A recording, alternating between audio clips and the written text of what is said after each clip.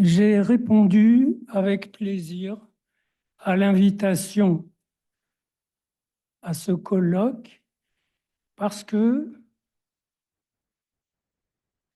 son thème était exactement celui que j'avais étudié et traité il y a une dizaine d'années dans un livre qui s'appelle De l'identité à l'existence, avec comme sous-titre L'apport du peuple juif. Qu'est-ce que le peuple juif a apporté? Je vais évidemment pas trop vous le dire, vu le manque de temps, mais je dirais qu'il a apporté la notion et la pratique d'une existence singulièrement universelle. C'est dans ce livre que j'ai introduit ce concept et il n'est pas facile à comprendre, tout comme il n'est pas facile à vivre, parce que chacun a envie de cultiver sa singularité, et c'est normal. Ça s'appelle se replier dans sa sphère narcissique, ou bien, quand il entreprend de conceptualiser, il a envie de se projeter dans l'universel. C'est plus réconfortant, même si ce n'est pas toujours réalisé et ça ne coûte pas cher. Entre nous, d'ailleurs, les gens qui se lancent dans des diatribes qui accusent Israël, le peuple juif, d'être un peuple génocidaire, il ne faut pas trop confondre la complaisance qu'ils ont à le faire avec une toute-puissance qui en résulterait. En réalité, ça ne leur donne aucune puissance, mais ça les conforte et ils rayonnent évidemment de mauvaises ondes qui ont rendu l'existence du juif très délicate, que ce soit en diaspora ou en Israël, car ce n'est pas non plus facile à vivre pour des Israéliens de savoir que, je ne dis pas l'opinion mondiale, mais vous voyez ce que je veux dire, une baudruche aussi bien, mais qui a sa réalité, que l'opinion mondiale leur est hostile, qu'elle peut les traquer à Amsterdam, à Madrid, et en Irlande, etc. Ce n'est pas du tout facile à vivre, surtout quand ils ont un fond d'emblée universaliste et qui sont convaincus d'être dans la vérité. Alors, voilà, il y a tout un travail et je me disais tout à l'heure, et bien que j'ai beaucoup travaillé sur le 7 octobre et je suis en train de terminer le deuxième livre sur le 7 octobre, donc je suis très familier de cette question, mais je me suis rendu compte que très souvent, on a zappé le pourquoi au profit du comment qui viendra plus tard quand il y aura une commission d'enquête. C'est curieux. Pour un psychanalyste, le 7 octobre, c'était un gigantesque acte manqué. Vous n'étiez pas là quand les autres ont déboulé. Ça a ensuite révélé des choses énormes et monstrueuses qui peuvent tout à fait être analysées et expliquées. Mais quand même, pourquoi cette absence? Pourquoi il y a eu cet acte manqué? On se pose cette question devant tout individu qui dit au revoir monsieur quand il voulait dire bonjour monsieur, Et on se dit, tiens, pourquoi, etc. Et on trouve des histoires explicatives. Et ce que j'ai trouvé est assez hallucinant, et je ne vous en parle pas, mais, mais, mais, mais ça reflète non seulement les divisions et la complaisance extraordinaire qu'il y a eu à jouir de se rentrer dedans, de s'insulter, de se dénoncer. Donc, la jouissance mortifère de cette division qui, malgré les pansements, les apaisements qui ont suivi, a repris. Ce n'est pas si grave, mais il faut savoir que ça peut mener à des choses très graves. Qu'il y ait de la dissension en Israël, ben, il y en a aussi en diaspora. La diaspora juive est en dissension, contrairement à Israël qui est aussi en dissension. Donc la dissension n'épargne personne. Le problème, c'est de savoir ce qu'on en fait, comment on la vit. Or, la dissension est prévue dans ce qu'a apporté le peuple juif, dans l'existence singulièrement universelle. Pourquoi? Parce que l'existence singulièrement universelle, elle nous met d'abord devant le divin. En version laïque, ça veut dire qu'elle nous met devant l'être, devant l'infini des possibles. Et ce que j'introduis dans ce livre, c'est ce que j'appelle l'hypothèse fondatrice du peuple juif. Quelle est l'hypothèse fondatrice du peuple juif? C'est qu'il y a pour nous des points d'amour dans l'être, dans le divin, dans le destin, appelez-le comme vous voulez, dans l'infini des possibles. Évidemment, le corollaire immédiat de cette hypothèse, c'est qu'on va avoir de gros ennuis pour ça, s'il y a des points d'amour. Parce que les autres vont tout de suite les prendre comme des avoirs qu'on aurait confisqués, alors que ce sont des rapports à l'être, que ce sont des modes d'être, des modalités. Et j'ai bien aimé que quelqu'un rappelle la question, comment va votre Dieu? Je l'avais travaillé autrefois dans mon livre Nom de Dieu, qui se terminait par un chapitre sur à quoi croient les incroyants. Ben oui, les incroyants croient aussi à quelque chose. La croyance est une forme simplifiée de l'amour. Donc, croire, c'est aimer quelque chose ou s'aimer en train d'aimer quelque chose. Et surtout, c'est s'aimer en train d'être beaucoup à aimer cette chose. C'est ça le lien. Le lien de la transmission, il n'est pas abstrait, c'est que les gens se rattachent à un fil de la transmission étant presque la suppléance du divin pour les Juifs. Le peuple se transmet quoi? L'appel à se transmettre, etc., au fil des générations. Peu importe ce que chacun met, peu importe les contenus de cette transmission, mais chacun a besoin d'un fil pour s'y rattacher.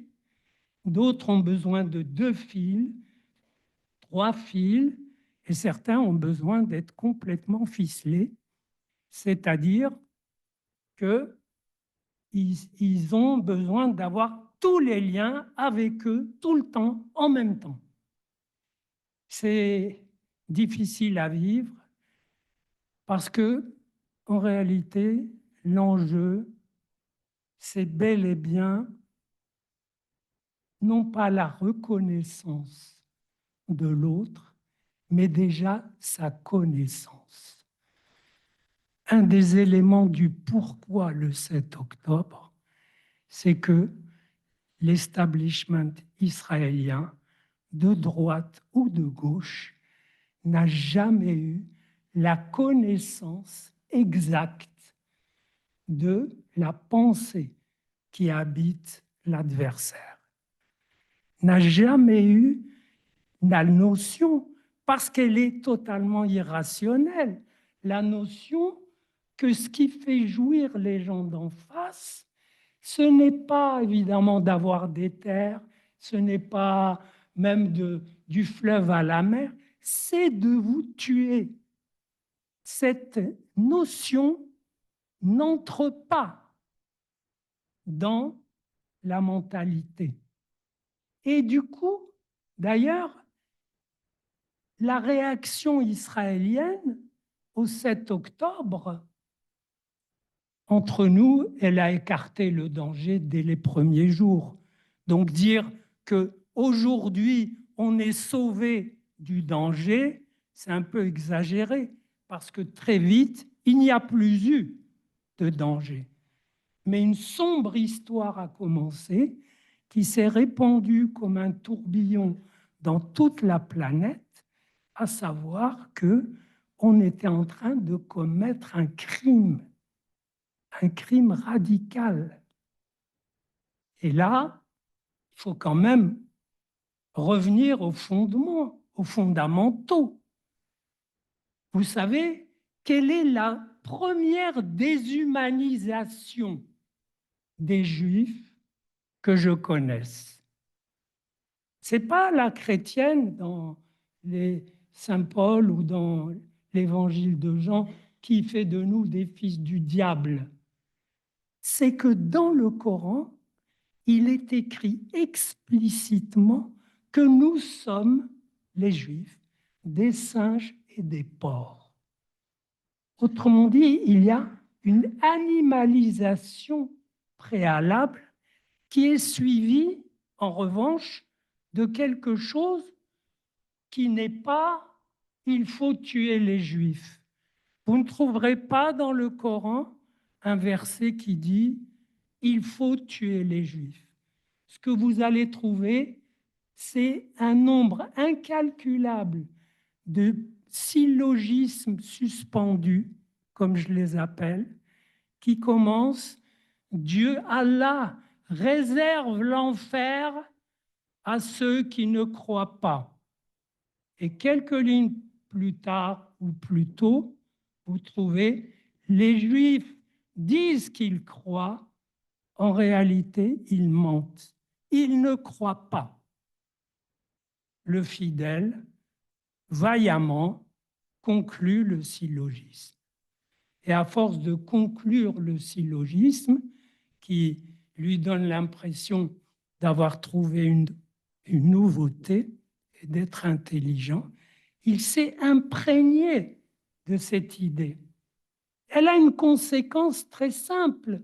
Quand j'entends beaucoup qui disent « mais c'est incroyable, cette persécution médiatique sur Israël », ils n'ont rien, les médias n'ont rien dit sur les massacres au Soudan, sur les massacres en Syrie, sur les massacres dans la guerre Iran-Irak, etc.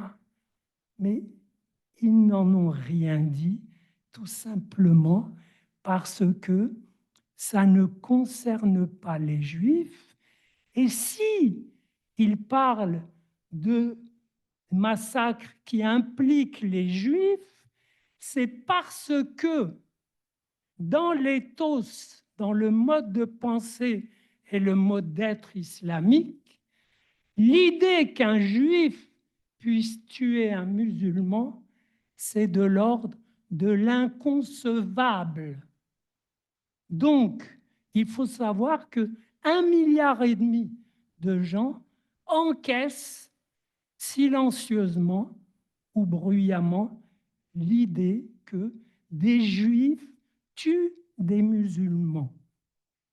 Comment voulez-vous que l'émigration islamique étant ce qu'elle est en Occident, les ramifications qu'elle a tissées étant ce qu'elles sont, par la séduction, l'amitié, le sexe, et bref, par la convivialité, comment voulez-vous qu'il n'y ait pas des gens qui avalent cette chose-là, mais qui oublient de compléter la phrase?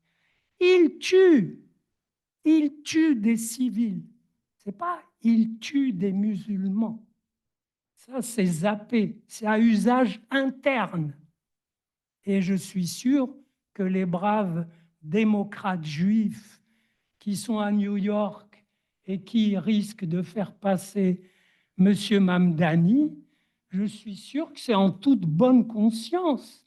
Ils sont contre un État qui tue autant de civils et ils n'entendent pas que celui pour qui ils vont voter s'est proclamé explicitement antisioniste, ce qui veut dire, par les temps qui courent, qu'il ne reconnaît pas l'existence d'Israël. Donc ils vont, j'ai pas le temps de m'étendre sur la psychopathologie de ces juifs, mais on a aussi d'autres exemplaires en Europe où ça a fait florès. Et donc, on est devant une situation où, à mon avis, il y a une mutation symbolique, intérieure, spirituelle, individuelle, collective qui doit s'opérer pour que une certaine suffisance juive, qu'elle soit de diaspora ou d'ici, c'est-à-dire un contentement avec ce qu'on a, que ce contentement bute sur la faille qui conditionne l'existence singulièrement universelle, sinon on se trouve dans l'existence narcissique à l'intérieur, l'existence universelle à l'extérieur et l'abîme entre les deux. Voilà l'enjeu. Et j'ai pu être amené à dire, les Israéliens n'ont pas trouvé la réplique à la stratégie du Hamas. Ils ne l'ont pas trouvée. Et c'est pourquoi la guerre s'est prolongée. Et M. Trump leur a sauvé la mise en paraissant les obliger à un cessez-le-feu, alors que ça patinait, ça ne pouvait pas avancer, parce que c'est une stratégie très pensée.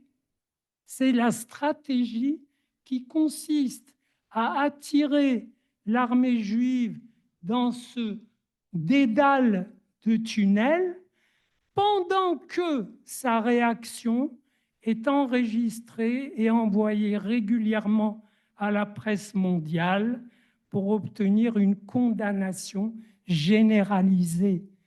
Donc on a vu se transformer une condamnation un peu infantile et jubilante du 8 octobre, quand les masses musulmanes ont manifesté à travers le monde pour applaudir au 7 octobre.